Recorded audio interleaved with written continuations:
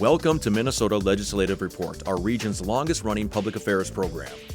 Lawmakers from northeastern Minnesota are joining us today for a recap of the week's activities at the state capitol. This is your opportunity to call or email your legislative questions and have them answered live on the air. Minnesota Legislative Report starts now. Hello and welcome to Minnesota Legislative Report. I'm your host, Tony Sertich. It was another busy week at St. Paul as lawmakers took action on a number of important omnibus bills before heading home on their Easter break. Today, you have an opportunity to ask questions to the lawmakers who represent you. Call the number on your screen or email questions to ask@wdse.org. We have some experienced legislators here to answer those questions today. First up, Representative Jen Schultz is a DFLer from Duluth representing House District 7A. Welcome, Representative Schultz. And Senator Jason Rarick is a Republican from Pine City representing District 11. Welcome, Senator Rarick. Thank you. We're going to start with you, Senator. We're trying to get to know our elected officials here at the front of the show. So why did you run for office the first time? And it was in the other body, in the House of Representatives. Yes, correct. I ran for House about 8 years ago. I had been involved with the local party kind of behind the scenes. Spent a lot of time coaching youth sports, teaching religious ed classes, and one day my phone rang. It was former State Representative Roger Crawford, and he said, "We have a group looking for someone to run, and your name keeps coming up." So I thought about it for a couple weeks, and people kept asking me to run, so I decided I'd give it a shot. And yeah, I've spent 4 years in the House, and then came over to the Senate, and I've been there 4 years now. Sounds great. Representative Schultz, why'd you run for office for the first time? Well, it wasn't on my bucket list to do, but 8 years I came in the same class as Senator Rarick, and I had been working on healthcare reform for a very long time. As a health economist, I was a professor at UMD, and I've been working with the current legislator, Tom Huntley, on healthcare reform. And I was at a conference, and someone told me that Tom might be thinking about retiring. Would I run for office? And at the time, I had 2 kids that were fairly young. So I thought, well, I will ask my husband, and if he says yes, I will think about it. And he definitely said yes and said, "You'd be great. Go ahead and do it." And had a lot of support. It was a lot of fun running. And now 8 years later, I'm chairing a committee in Human Services, and just it's been very rewarding. That's wonderful. Mm-hmm. And you're both chairing committees. That's something else you have in common. And in chairing committees in kind of your area of expertise. And so I just want to get an update from the committee perspective. Sen Rarick, electrician, labor guy. You're chairing the labor committee in the Senate. Can you give us an update on kind of what's going on in your committee this session? Any big bills or initiatives moving forward? Yeah, we didn't have anything major. It's a policy committee. We did hear the Department of Labor and Industries concerns. We talked about that. And then I've had a few bills that I've been working on, just kind of technical bills, and for some folks dealing with licensing or some of the issues around codes that we're going to move forward, and we wrap that into the jobs bill. I work a lot with Senator Pratt in that area. Our committees kind of meld together, and we'll be sending that forward to the floor.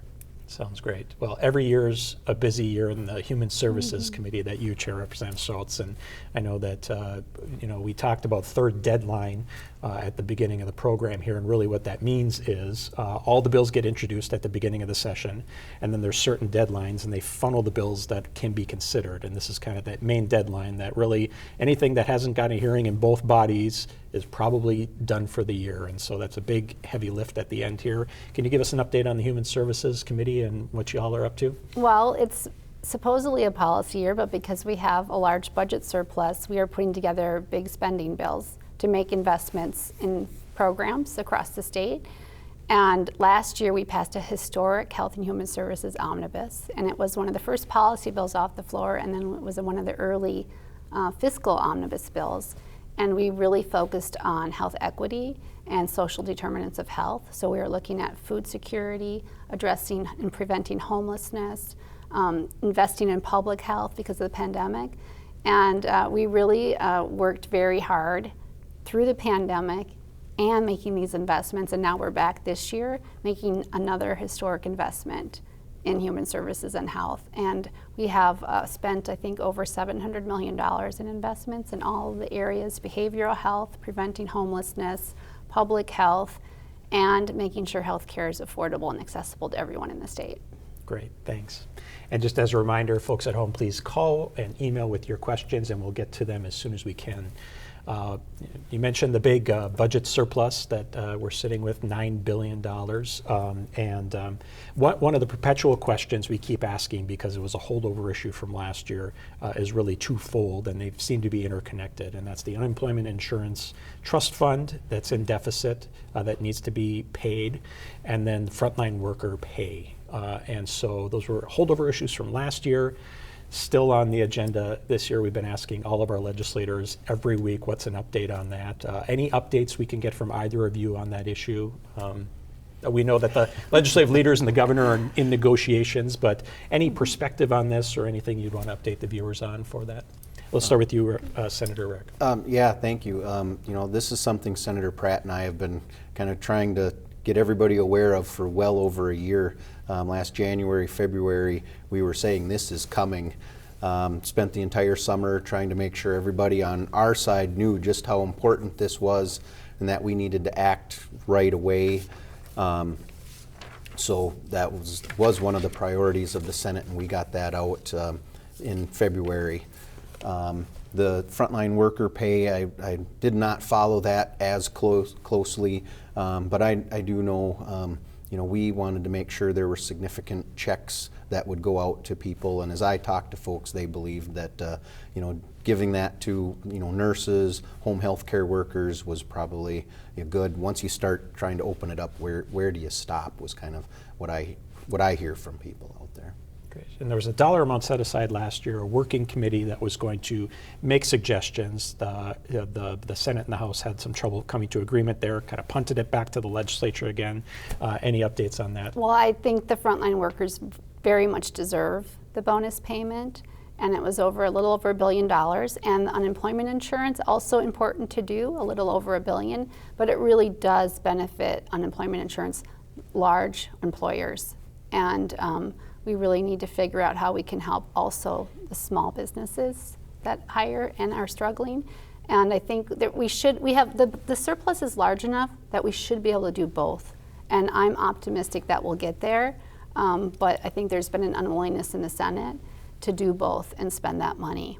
But I have a different view. I think we can do everything together. I've been successful working across the aisle for my entire 8 years in divided legislature, and I have a lot of confidence in Speaker Hortman to craft a deal with Jeremy Miller in the Senate.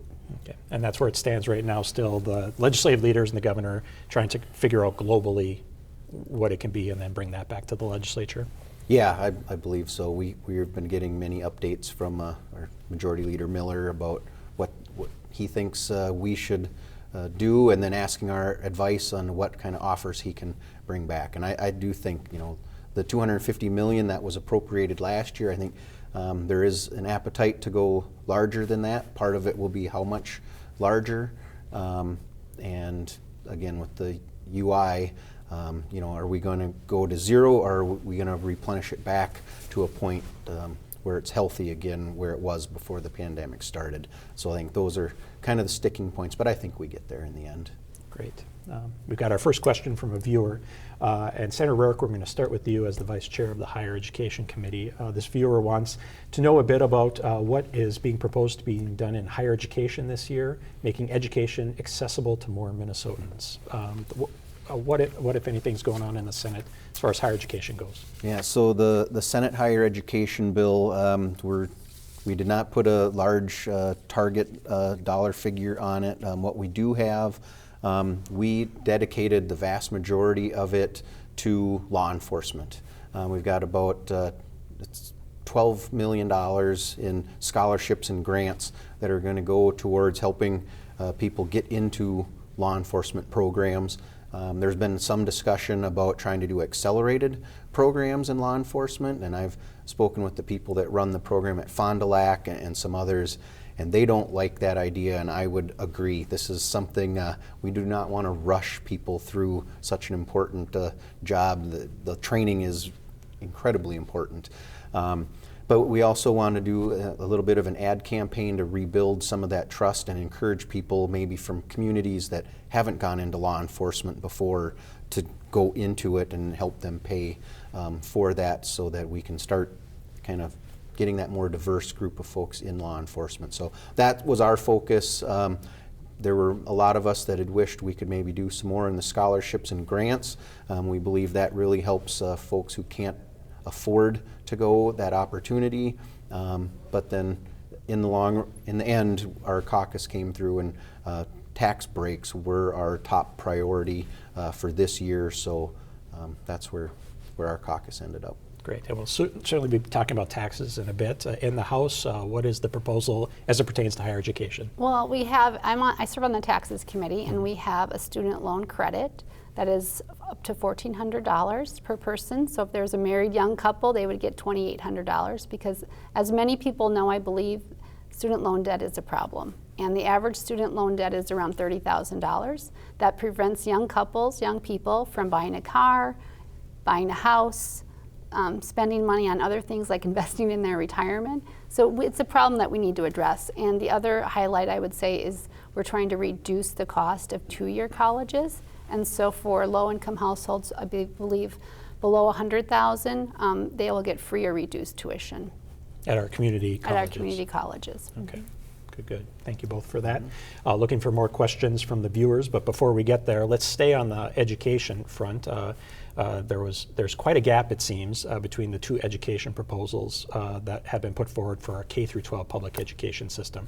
So just an update on that as it pertains for either of you. Let's start with you, Representative Schultz. Are you familiar with the proposal in the House for the K through 12 education budget?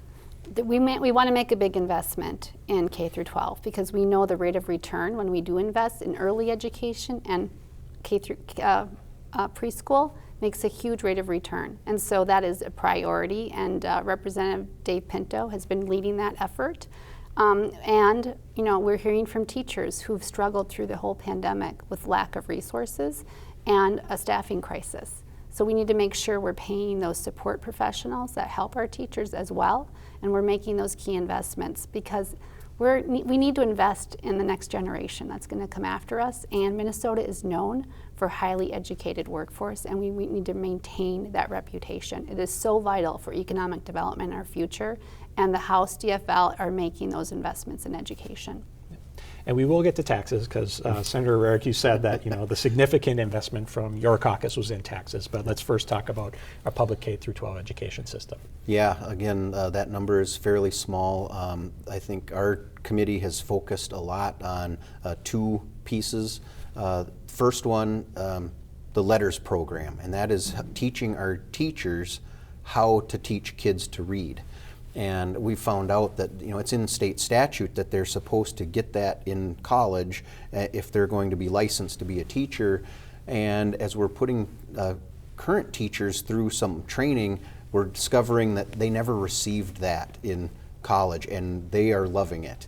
And so we are focusing a lot of attention on that, training and retraining of teachers. And then a second one, I know in my area especially, I've heard from my school boards and our superintendents, they communicate well with parents, but there are some other districts that do not. And so we want to make sure that parents have access to what's happening in their kids' classrooms. And so those have been kind of the two focus areas for our education committee. Great. All right, well, let's talk about taxes now then. The Senate had put a significant amount of the budget surplus into a tax proposal. I know the House has a more targeted approach to this. Senator Rarick, why don't we start with you to talk a bit about the Senate proposal for the tax bill? Yeah, so the tax bill that we just passed off the Senate floor on Thursday before we went on break, two really main focuses. Trying to give tax breaks across the board, basically. So we're cutting the lowest income tax bracket, which affects everybody who pays income taxes, in half. So from, excuse me, down to 2.8% from 5.35%, and then ending the income tax on Social Security benefits. So both of those programs, very significant. So over the 3 years, it's about an $8 billion tax relief plan. And then a small part of it, but also important, is the conformity to the federal tax plan, so that you're not needing to do separate paperwork for your federal form compared to your state form. So I think that's been the focus for this first wave, and we do have a second tax bill that is planned to come out. Still working on the details, but probably another $160 million in tax relief with that bill as well. Great. Representative Schultz, the House proposal? Well, first I'll just comment on the Senate proposal. As an economist, I have really great concerns with the Republican proposal in the Senate because much of that tax break is going to wealthier families. And what I'm hearing from constituents is they want investments in programs that they're going to benefit from that will address fairness and access to opportunities. And so in the House proposal in the tax bill, we have tax credits, childcare tax credits of up to $3,000 for each child. We have increased the eligibility for the renter's credit and the homestead credit. And so we're trying to spread it out across individuals who are feeling pressure from inflation and higher taxes. And then we are reducing co-pays on health care. So we're really trying to take a broad view, helping working families where they're being hit right now, and that's the pocketbook. Okay. And we got a question in just now, and this is a question we got, we get every week. Senator Rarick, you talked a bit about it, so we're going to start with you, Representative Schultz. The tax on Social Security for retirees. It's a question that comes up every time, the status of that. I know the Senate has moved it forward. There's a proposal in the House. Do you have a sense on where you are at on it personally, or where you think the likelihood is in the House of supporting a proposal like that? Yeah, most people don't know this, but most people are not paying the state income tax on their Social Security. And so it's a certain income level, but I would say $75,000 and below, they're not. And so there's a lot of concern in the public in Minnesota that people who do pay in get valuable services for the tax they do pay in. But it is a discussion, and I think we should discuss it and evaluate the benefits and the drawbacks of eliminating the tax on Social Security for high-income individuals. It's a big part of the Senate proposal. Would you care to talk more about it? Yeah, I think we hear a lot of times, and that gets that always when we propose tax cuts, it's going to go to the wealthy.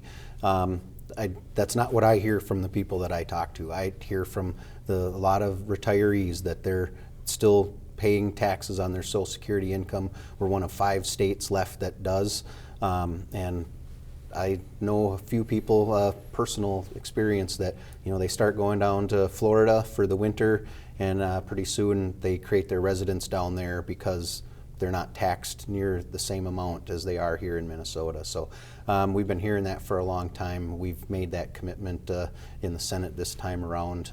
It's something we've talked in years past, trying to incrementally do it. We just believe this was the year to get it all done. Something else we hear from seniors quite a bit on this show and discussion around this table is property taxes.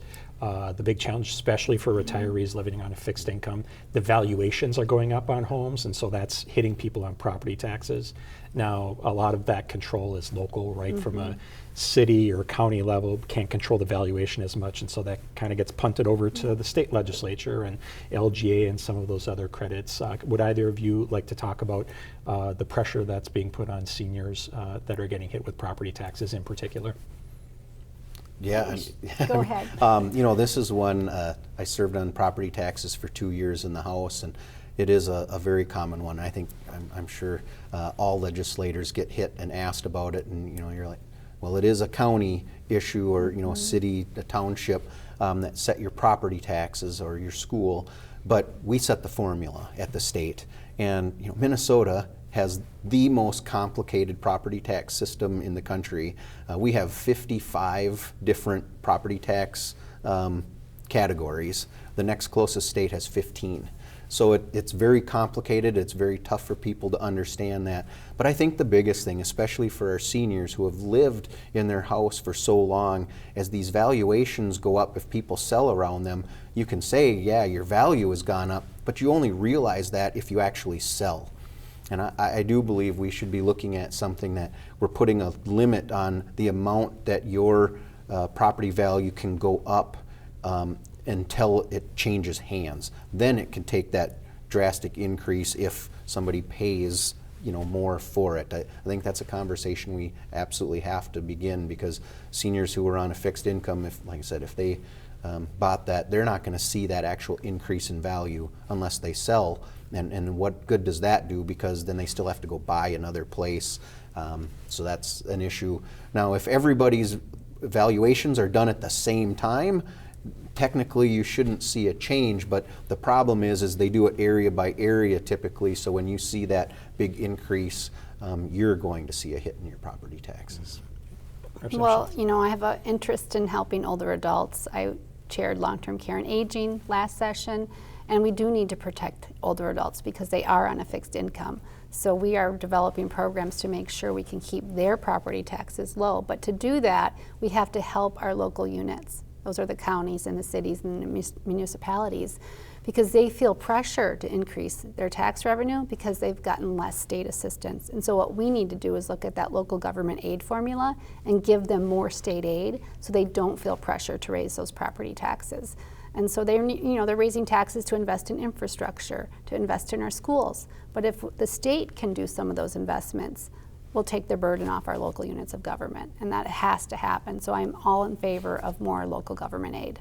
Okay. So one of the other proposals, tax-related, is from the governor, and it didn't really get a good reception in either the House or the Senate, and that was rebate checks. And so part of the surplus is one-time money, and for our viewers, that's really, we got a big influx of money from the federal government, and that's going to eventually go away, and so can't really account for ongoing spending. So the governor proposed first, I think, $500 per individual, and it's upped it to $1,000, and didn't see it in the Senate proposal, not seeing it in the House proposal yet. So want to get a temperature check from either of you on your thoughts about the governor's proposal for rebate checks. And just to add one thing from a viewer, they had a question of was the single person rebate being considered, or if there were two adults in a household, would they get twice the amount of money under his proposal, if either of you knew that? So first of all, just kind of generally, and then if you know the answer to that question. We'll start with you, Representative Schultz. Okay. So I believe that they would each be eligible, but Senator Rarick might. I think, yes. I think believe that's it's every true. person would get that. And so the Walls checks, we've had precedents of other electeds handing out one-time checks. But as an economist, one-time money isn't as helpful. Taking that money and making these other key investments, the rate of return is larger, more productive. So I don't think that got a lot of traction in the House. And also, we would be people would have to pay tax on that. So some of that money would go to the federal government. And so that didn't make a lot of sense to us. Let's try to invest in these other programs where we can keep the money in Minnesota and give benefits to families in Minnesota. Yeah. And it was before Representative Schultz or I were there that we did this before. And everything that I have heard was that it just wasn't worth what the administrative cost was, paying the taxes on it. It just was not worth what people received. So I just don't think that that's the way we want to go. Whether it's invested in infrastructure, whether it's invested in tax cuts, whether it's invested in programs, that is a far better way. Like I said, the one-time money, if we can spend that wisely on infrastructure, that's a far better use of our money. And I think people have said that over and over. They don't give it back if you can use it for something that we really need to use it on. But then other people, they want it back. So I think the tax cuts is a way to give it back better than a check. Yeah, see, we agree. It's wonderful. There you go. This is how you work across the aisle. You have agreement, and Minnesota can do that. We need to do that in D.C. Well, and speaking of agreement, before we get to any other questions from viewers, and please call and continue to email in your questions, we have a DFLer from Duluth, we have a Republican from Pine City, a senator and a representative, though you carry similar bills on the same topic. And so in doing my research, there's actually a couple of bills that both of you are the lead authors on that viewers might not know about. That happens quite a bit, where a Democrat and Republican from the different bodies will be the chief authors of bills. There's a Regent bill, there's a bonding or a capital proposal for first Armory witness. and Armory. And the Armory as So well. it's And three. so how does that happen where legislators, some of the investments in Duluth, some of it's more a statewide issue like the Regents issue. How do you two, being from different political parties, different geographies and different bodies, kind of come together to work together to introduce the same legislation? Just for the viewers at home to kind of know how that works. Right. We are close, right? Our districts Yes. are very close, and we came in together in the same class. So you do have a little bit of a connection, probably better with members that came in when you did, because you go through orientation together, things like that. So you build that relationship. I know the Regents bill, you came to me with that because of the fact that I'm the vice chair. So if you share an interest area, that will help do it. But I think it is when you're, especially it helps to have somebody in the majority party carrying the bill. So because the Democrats are in control in the House and Republicans in the Senate, you're looking for that. You're always looking for, well, who can I get to carry that bill on the other side? And so when you have a good working relationship, that's a person you're going to reach out to try to help you shepherd it through the other body. Great. Well, I totally agree. And so it is all about relationships, and I really enjoy working with people from other parties to get things done. That's the priority, is to get things done for our communities. And when you have good bills, it's easy to get both parties on. And so we have more than two parties. We have independents, we have new Republicans, and we have Republicans and Democrats, DFLers. And so I've been working with all of the different parties to get things done. And the other bills we have are for the Armory project, which is $7.5 million of a cash request, and to improve the Armory and make it accessible and do great things there to make it a community asset. And that's really a Northeast Minnesota asset. And then we have the First Witness project, and to get them into better accommodations where they can provide more services to our families in Northeast Minnesota. And then the Board of Regents bill, I'm in higher education, it's my profession. And ever since I got elected, I've wanted to reform how we appoint Board of Regents. And so I think there's a lot of bipartisan agreement on reforming the regent process. So we're selecting the best regents possible that reflect the diversity of the university and the state. That's great. Well, wonderful. Good to see you two working together directly on a number of issues. We're going to go back to a viewer question. Senator Rarick, we're going to start with you because they asked you to first, will personal private gun rights be safe in the Senate in this session? And will they be able to beat down the House's attempt to violate the Second and Fourth Amendment by mandating lock guns in our own homes? I don't think we're going to see any gun legislation pro or against come through this year. There's a pretty big divide between where the Senate is and where the House is. So I just don't see anything on those fronts. There may not even be many bills that get heard.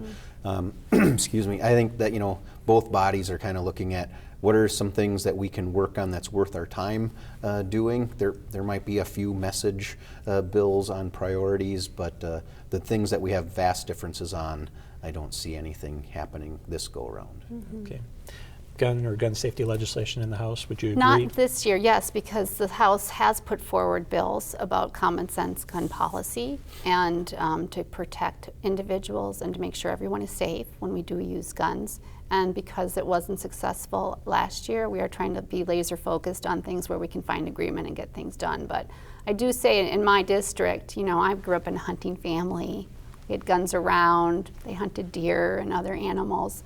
And I think that's fine, but I do have also parents that are concerned about some gun ownership and the type of guns because of Sandy Hook. And we had a scare in one of our Duluth public schools, and I think more parents got involved and got aware of that. But I think common sense gun safety is important, and I think there is agreement across the aisle about common sense gun policy.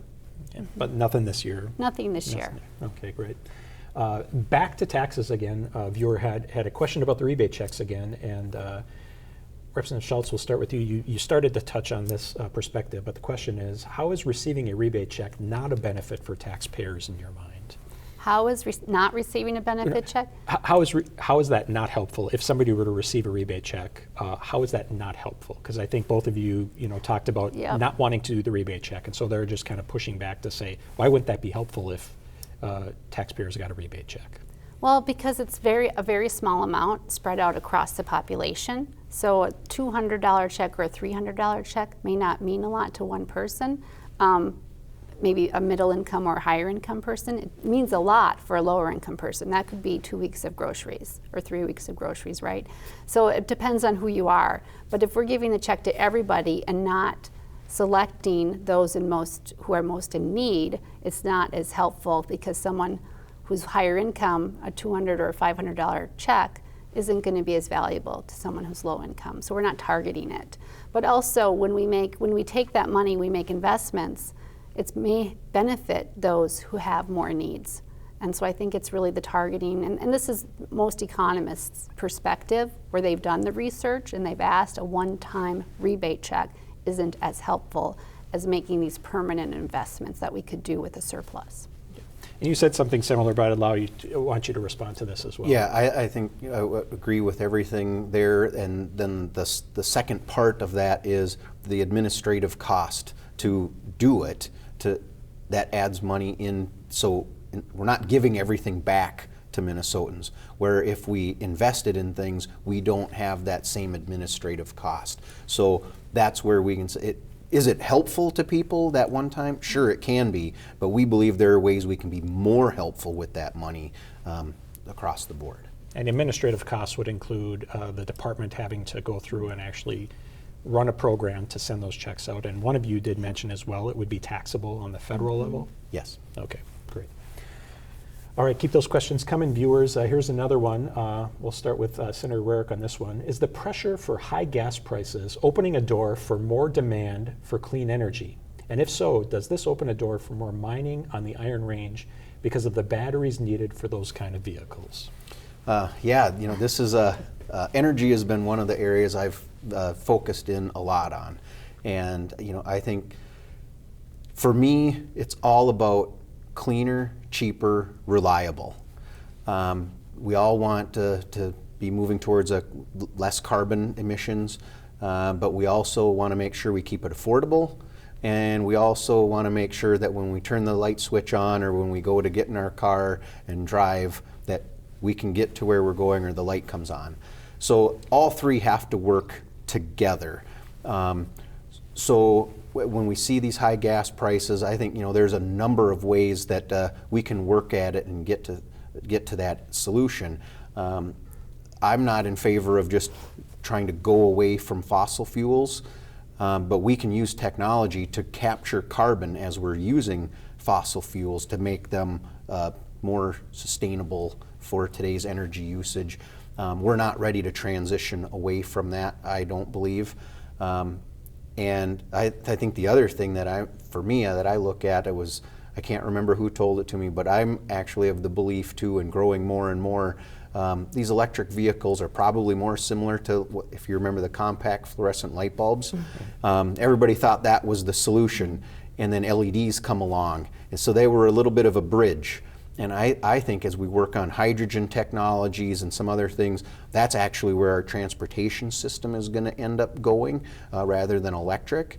But all of those things, and as these technologies emerge, we need to focus on that. Where can this go? Invest in those technologies. But until we get there, allow the use and the smarter use, though, of the resources that we have. As we do more renewables, whether it's wind or solar, we have to get the materials from somewhere. And I think many people in this area of the state believe we can do it better here with how we oversee how the work is done, and then people earn a much better wage here than in some of these other countries. So, it's all one great big puzzle that has to come together. It's not just a simple little solution, but it's something that we all have to be looking at, and how can we get there and be better stewards ultimately of the environment. Okay. Representative Schultz, cleaner, greener economy and those precious metals sitting up on the Iron when Range. the fossil fuels increase in price, it makes it cheaper to look at alternative energy, and that's what's happening right now. So we're going to see much larger investments in green technology, in solar and in wind and in thermal. So I think other developed countries are way ahead of the U.S. in alternative energy, and we're learning a lot, especially countries like Germany. So we're going to see that happen naturally. It's just supply and demand and what prices will do. And then in terms of mining, I am excited about President Biden's proposal to do more domestic production and manufacturing here. And I think there is going to be a revitalization of the range, because I would love to see blast arc furnaces on the range and everything made with American steel and getting the best steel made in Northeast Minnesota. I think that can happen. I think we should definitely leverage what President Biden and the Democrats are offering in Congress to bring back production and make stuff here and have it owned by American companies and not multinational corporations. It's a real opportunity, and I'm very optimistic for Northeast Minnesota. Great. Alrighty. Next question up is about the main reason that you're in session this session. You know, the second year of a legislative session is generally for capital investment, or bonding they like to call it, and this is where the state can borrow at a very low rate and fund infrastructure projects. And it could be everything from state-owned buildings to colleges to roads to bridges, and you name it. And so that process takes a long time. They're generally the last bills done. Last week we had Senator Bach, who chairs the committee from our region, on here talking about it. But I want to give you both the opportunity to talk about the importance of the capital investment bill and what you think either needs to be in there size-wise, and then if you want to talk about maybe some of the favorite projects you're advocating for. Representative Schultz, we'll start with you. Well, it is a bonding year, although we've been very focused on spending our surplus and investing our surplus to help working families who've really struggled during the pandemic and help our frontline workers. But right now we need to take advantage of low interest rates, as they will probably increase, and so we need to invest now, because the bonding bill, capital investments, funds local projects, and that means jobs. And so we can really help spark the economy even more and bring jobs across the state when we invest in these local building projects. And for the projects I'm advocating for, one is the Armory, two is the First Witness Project, and three is the $12 million request from the University of Minnesota to build a brand new academic health center for our School of Medicine on the Duluth campus and our College of Pharmacy. And I'm hoping to bring other programs like public health to Duluth, because we have a real problem. We have a healthcare workforce shortage, and we have workforce shortages across the state in other industries. And that is a priority this session, is to address the healthcare workforce shortage. So we need to build that pipeline.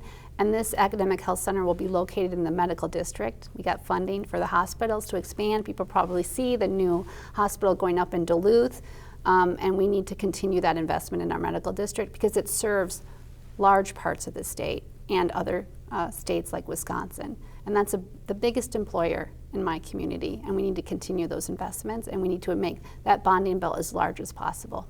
Great. Capital investment bill, and any projects you'd like to shout out? Yeah, you know, this is very important to make these investments in Minnesota. As a trades guy and somebody who owns my own business, and I've seen how busy construction companies are. Last summer, you know, as prices and inflation grew, supply chain issues, construction never slowed. It just continued. It made me step back a little bit and wonder, how large do we want to do a bonding bill this year? Because are we going to get good value, or contractors going to be so busy their prices are going to inflate? Now we're seeing, you know, inflation, potentially it's going to drop. So maybe I'm probably a little more open right now to doing a little bit bigger, because I think maybe otherwise things would slow down. I think private business with inflation is going to slow what they've been doing. So this would keep construction going. So it's kind of there's going to be a lot to look at and what's potentially going to happen to determine how large I'm going to be willing to support and go. But I've got a couple projects that are in my district that I'm really looking at. You know, Carleton County has the jail that they have to do, and there's a portion of it that is, you know, going to serve statewide, and so we're asking for money for that. And then in Pine County, the technical school is looking at doing an expansion. It's one of the very few schools that's actually still been growing during the shutdowns and everything with their enrollment and their programs. So I'm excited to work with them on that. And then, you know, some of the others here in the Duluth area that I've been working with, both Representative Olson and Schultz with. Yes, it's music to my ears to hear him. He wants to support a larger bonding bill. Thank you, Senator Rarick. But though I did also forget to mention the University of Minnesota's HEPA request. Yep. The asset preservation is very important, and that helps places across the entire state to invest in the University of Minnesota system. And that's fixing up existing buildings. It is, and UMD only gets about 8% of the total HEPA dollars, so it's always an advantage to make that HEPA request as large as possible and fund it, because UMD is only getting a very small percentage of the total amount that we fund at the state level. Great. Yeah. I think one of the things that's going to be very key to look at as well is what are we going to put in the bonding bill? If it's focused on infrastructure like roads, wastewater, things like that, I think people will be willing to go higher. Asset preservation for state buildings, school buildings, things like that. That's what I think people are going to be able to get behind if we start kind of that old way of doing things, trying to buy votes, right? Do a civic center in somebody's district, or that's going to cause problems. I hope we can focus on the infrastructure needs that serve the whole state, and that way we can keep it as low as possible, but still potentially have it big enough to make an impact. Great. So to that point, just to bring people behind the scenes a bit, neither of you sit on the committee that is discussing this bill, but this bill needs to be bipartisan in a couple of different ways, right? Because the House and the Senate are controlled by different parties, so that has to be bipartisan. But then you need a supermajority to borrow dollars at the state level, and so you're going to need votes from the other party, regardless of who's in charge. And so as two sitting legislators who are considering voting for this bill, they probably need both of your votes to pass this bill.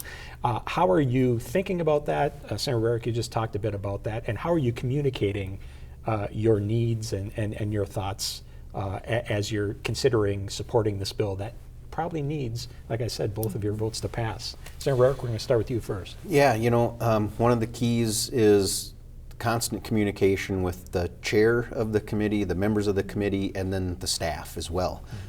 They're the ones who really help set the agendas, what's going to be looked at. They're really key to helping the chair as they analyze everything. And so if you can get your folks who are advocating for a project in front of the chair and the staff so that they can understand it, that helps a ton. And so the things that I've been working for, I've been doing my best to do that. It is very important to help them understand, though, as well, that if you can come in and make it scalable, right? So that you're maybe asking for a certain amount, but is there something that we can scale it down and the project will still happen? So those are all the things that you're working on through this whole process, so that in the end we can put together a bill that gets the support of people to pass. It doesn't do any good to get your projects in and have people maybe in your side of the aisle supporting it and saying this is a great bill, but then it doesn't pass in the end. That doesn't do anyone any good. What's your strategy, Well, Representative the bonding Schultz? bill starts in the House, so I think the House has a lot more control, and the Duluth delegation in my 8 years has been very successful in getting all of our projects for Duluth, and so that's been a real highlight of my career. And to get the medical district money, I had to put that in the taxes bill because we were not successful in always getting the bonding bill done. But there's other pathways for the projects, and I think I've learned from Bach and the best strategists of how to get things done. You always have a plan A, a plan B, and a plan C. But I'm very optimistic, and you get the bonding bill and you get the votes by putting in important projects to get those votes, and that's why it may start out smaller and get a little bit bigger. But I think the projects that we listed, and we actually also are requesting money for the 148th National Guard, and I think that's also an important bonding project, and that came in a little bit late, I believe. But there's a lot of great projects that we want to fund, and I know Senator Rarick and I will both be advocating along with the advocates, and we depend on the lobbyists too, not just the committee members and the staff, but the local advocates advocating for their project and really hammering legislators, Chair Fooley in the House and his staff, and then Senator Bach and his staff, and Vice Chair in the Senate. That's great. And I'd be remiss if I didn't say the one thing that I've learned from Senator Tomasoni around this. When they come to you with your list of bills and they ask you what your priorities are, your response is, they're all number one. Right. Just like children, right? That's right. Yes, great. Well, keep those questions coming. A reminder, phone or email in any questions that you have. One more on infrastructure for now from a viewer. With all the talk of infrastructure, is there a plan on finishing the Iron Range Freeway between Coleraine and Taconite? This has been on the books. I only know this from my former career, finishing the Cross Range Expressway. So any progress on that either of you are familiar with, either in the bonding bill or in the transportation bill? I know neither of you sit on those committees, but just checking in. I do know that Senator Newman, who chairs the Senate Transportation Committee, he's had some frustrations with MnDOT and the way they select projects. And so he has a bill coming forward this year that he's worked with the members trying to find projects that have been ignored for a number of years in their opinions. One is in my district, Highway 73, and then I believe that is one that he is specifically putting in his bill to try to raise that attention and say these are projects that have been waiting far too long. So I think he's looking all around the state and reached out to a number of legislators to try to make that poke to get to MnDOT to see some of these projects that probably fairly large and maybe why they're being overlooked, but they're needed. Sure. Anything to add? Well, I think it's helpful that Senator Bach is chairing capital investment and wants to do as much as possible before he retires and doesn't run again. So I'm optimistic because he's got the gavel and wants to do as much as possible for Minnesota.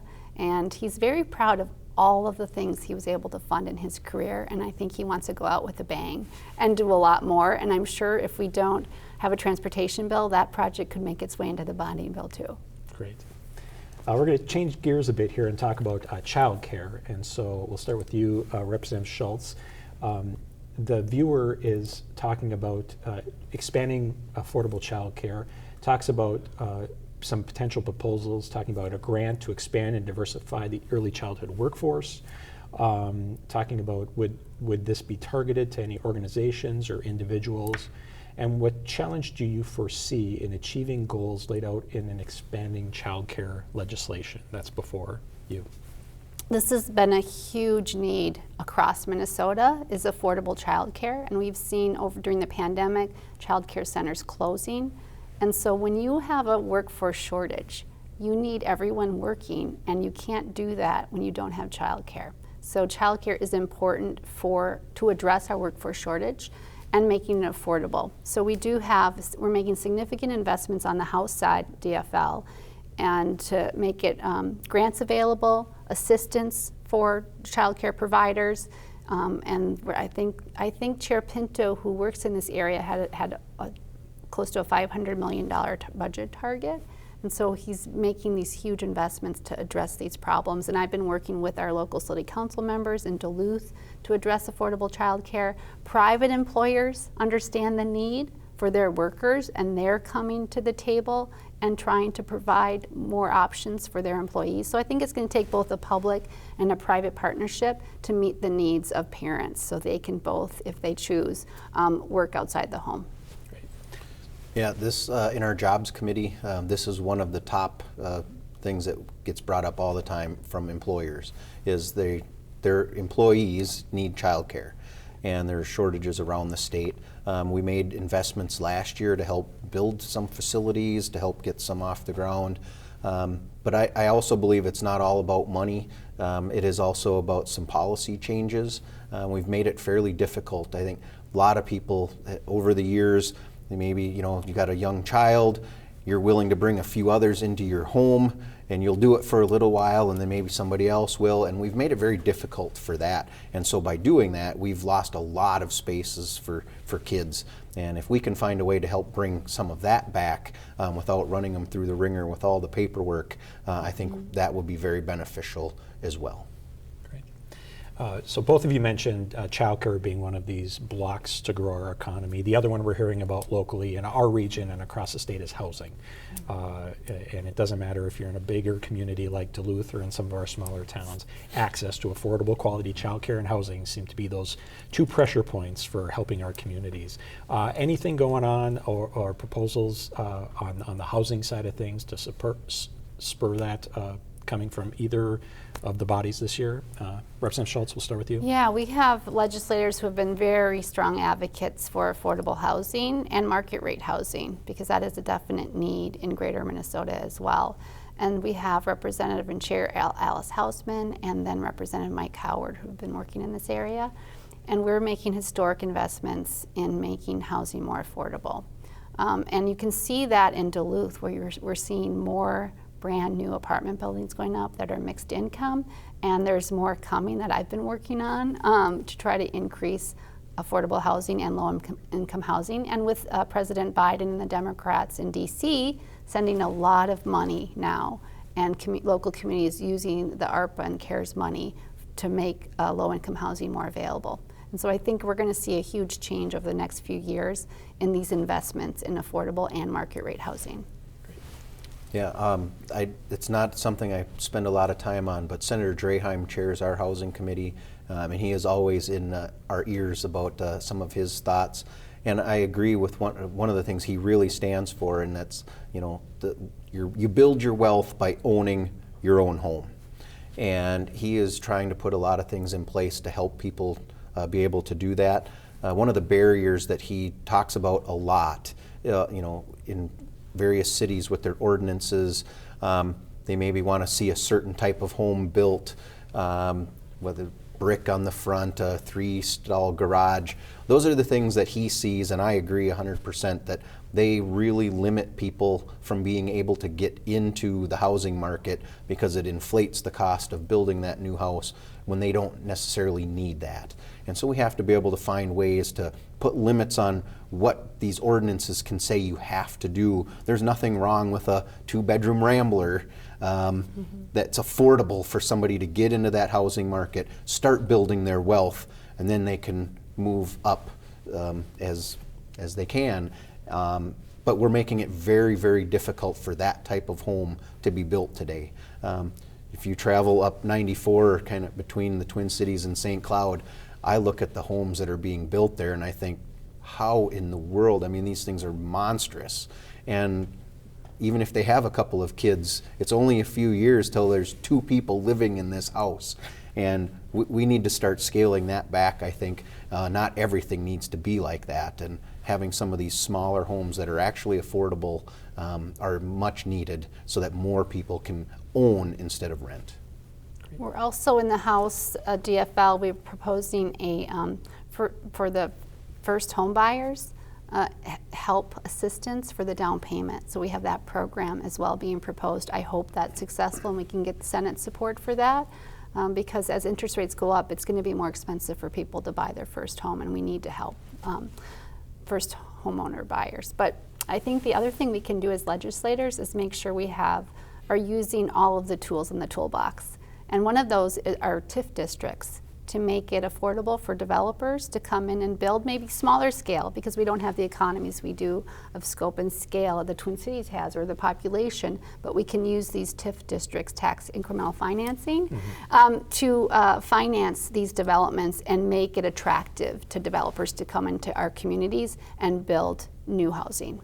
And that takes the legislature to allow a local government, a city or otherwise, to utilize this tax increment financing, this incentive. Yes. Okay, great.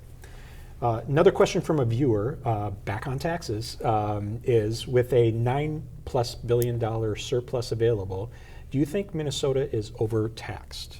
We're going to start with Senator Rarick here. Yes, I've been saying this for years. We've had a number of surpluses, and that's what I say. A surplus means we collected too many taxes. I think it's time to do some type of tax cuts. Like I said, the Senate plan right now, the income tax cuts, we believe are the right way. I guess we'll go into negotiations and find out what will get accepted, but I think it is time to do some type of tax cuts. We're one of the highest tax states in the country. We need to start ratcheting down. People know how to use their money pretty well, I think, rather than government. Great. Representative Schultz. We should always evaluate our tax expenditures, and I'm chairing a committee on a tax expenditure committee that we're going to start meeting regularly now that we're done through the 3rd deadline, and look at all of the tax expenditures. These are basically tax breaks. So this is lost revenue to the state, and see, are they meeting their intent? Are they doing what they were intended to do? And if not, maybe we should reevaluate. But we definitely should look at every time we tax something, whether it's working the way it was intended. I disagree that we are a high tax state. We are about in the middle of states when we include not just taxes, but the fees that states that don't use as much income tax. They have fees on everything that we may not. So you have to look at both fees from the states and the taxes to see what's the burden on families in the state, and we fall in the middle when you look at both fees and taxes. But I think people believe that we should be a frugal state, and we are. We have a very efficient government and very high quality people working for the state government. I've always been impressed with our state employees, but we need to make sure that we're spending that tax on things we need, and we also need to make sure that we're saving for a rainy day when the economy isn't doing so well and we're not generating the tax revenue. And so we want to make sure we're putting money in reserve for those rainy days and being very cautious when we change our tax policy. So we just have about a minute left, and you guys are on break now for Easter Passover time. And just a quick question, just a quick response from either of you. Sometimes at the end of a legislative session, which you're kind of turning the corner to the end, it's in sight, an issue pops up that nobody was aware of, that just kind of comes out of left field. Would either of you want to guess on what is something that we're not talking about right now, you're not hearing about, the public's not hearing about, that may be an issue at the end of session? Either of you can kind of take it first. Well, I was going to say the one that's popped up that we're aware of is bird flu. That's really starting to emerge. Yes. You know, hopefully there is nothing else, but there could be a weather-related event, something like that pops up. Yeah. Okay, 10 seconds.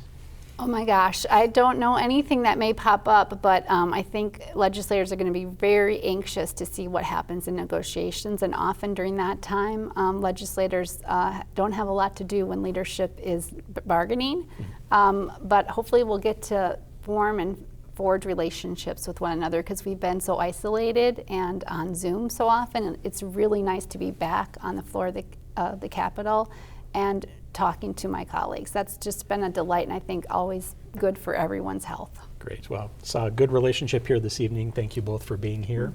And we are out of time, and I would like to thank Senator Jason Rarick and Representative Jen Schultz for being here this week. There is no program next Sunday as we take a break for Easter, so join me again on Sunday, April 24th for the next edition of Minnesota Legislative Report, when we will welcome legislators from northern Minnesota to the program. For the team at WDSC, I'm Tony Sertich. Have a great evening.